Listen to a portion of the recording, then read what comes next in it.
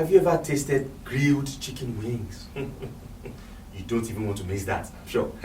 Now, do you know that to have your crispy and well-flavored chicken wings, you have to expose it to a direct heat of about 500 degrees Fahrenheit and cook it on a griller? Yes, it's that hot. Likewise, to prepare graphite industrially, coke is heated in an electric furnace to a very high temperature. However, it is for a longer time.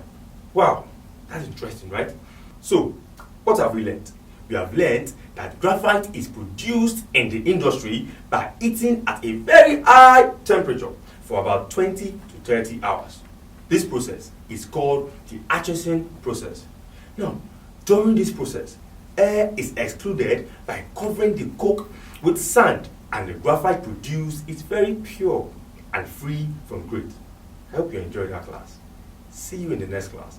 Bye for now.